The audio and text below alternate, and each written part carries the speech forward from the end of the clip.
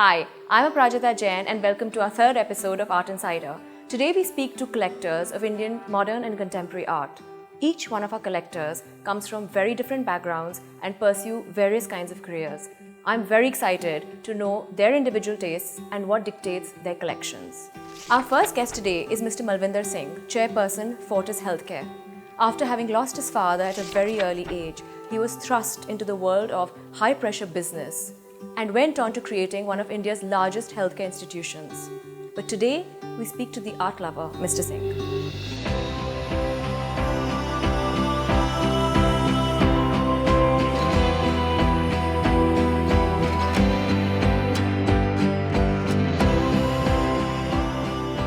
Can you tell us a little bit about how your art experience began?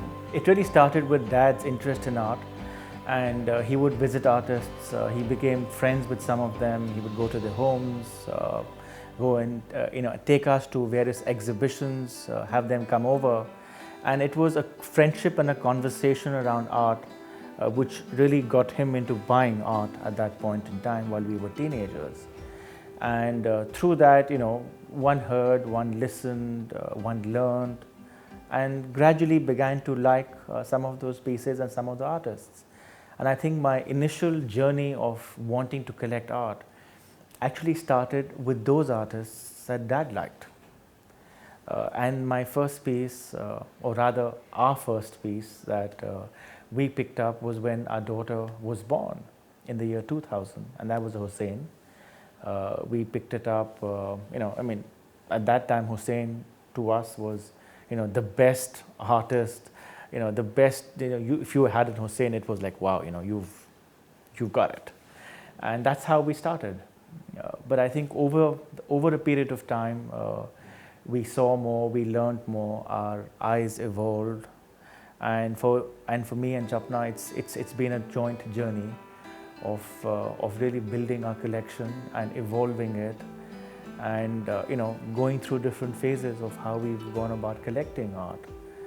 And we've also encouraged our children as a part of the journey, to do what our parents did with us. So it's really something within the family which each of us enjoy, and it's a collective journey that we take when it comes to collecting and building art, and going to museums and just trying to do what I learned from my parents. So you're known to be buying very expensive works at auctions and sometimes breaking record prices. Tell us about your favorite purchase and an anecdote maybe with one of them. I think it's about buying what you like.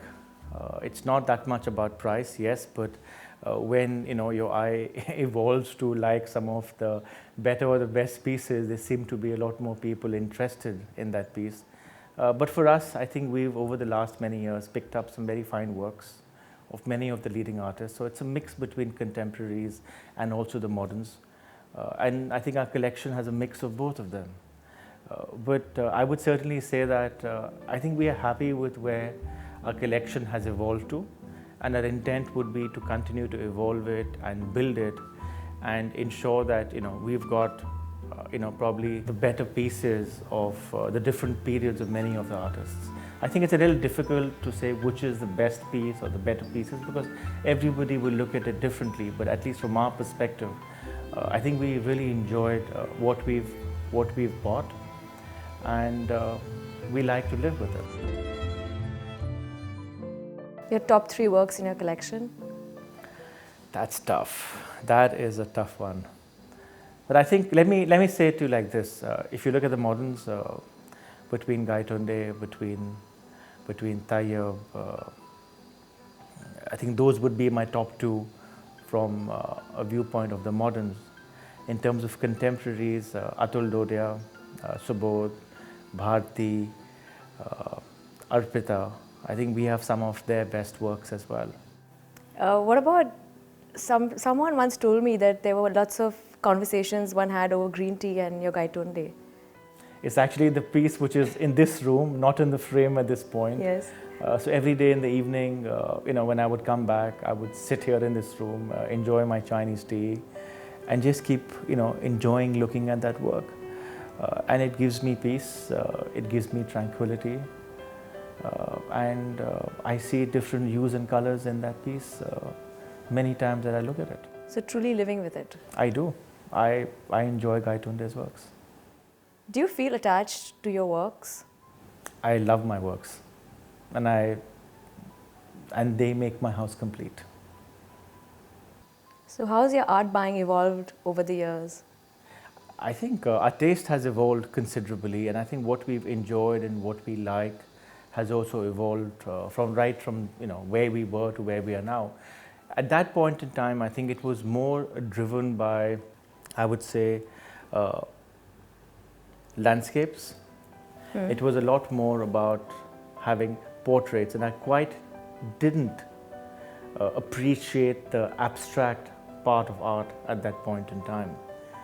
But over the last 2 decades, I would certainly say, and more in particular over the last 5-6 years, my eye has evolved to a point where I enjoy abstract personally a lot more. And each time you look at some of those abstract pieces, you see different things. You see the painting talking to you in different, just saying different things to you. And you see different aspects of that painting.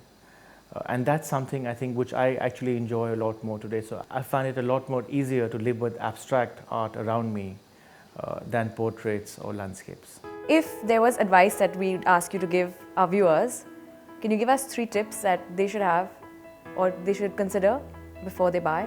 I mean, at least for me, what works is what I like instantly. So it's not looking at art, don't look at it and say, look, you're buying this piece and it's at price X, and will it go to price Y or price Z, because that's the wrong way of doing it. Buy art because you enjoy it, you want to live with it, you want to have it permanently in your home or in your office or wherever you'd like to keep it. And it should be able to relate to you and talk to you. So just don't buy it to fill space on a wall, but buy it because it means something to you, because it completes your home and there's a story around it.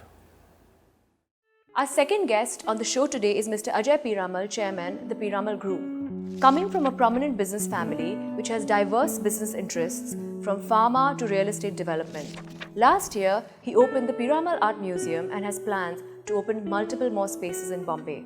To hear about his vision, let's speak to the man himself.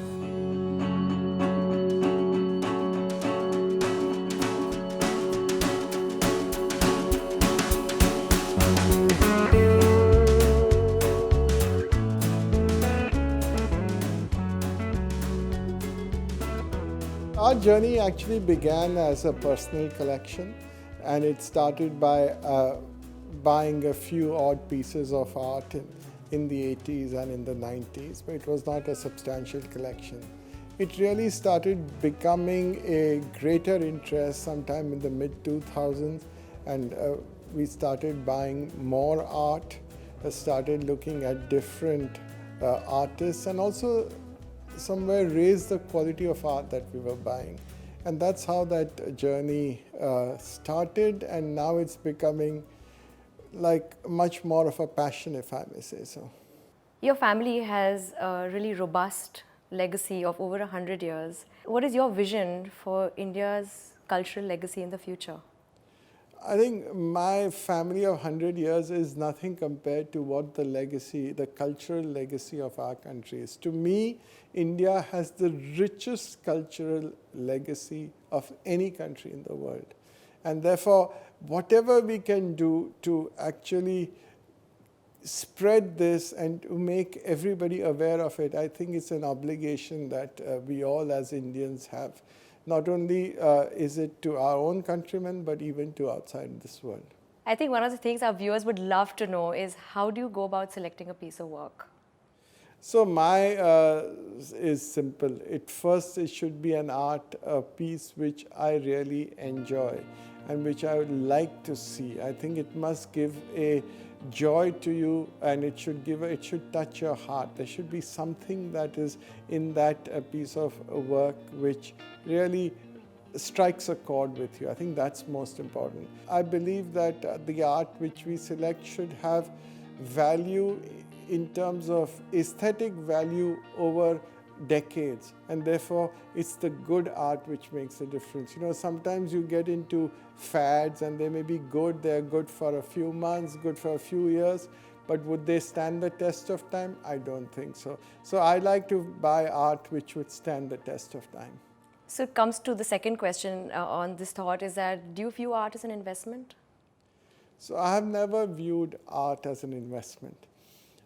Though I believe also, on to the contrary, is that art, if you buy good art, over time it will be a good investment, because in terms of high quality of art, I think it will appreciate with time. It will appreciate more than many other investments would do.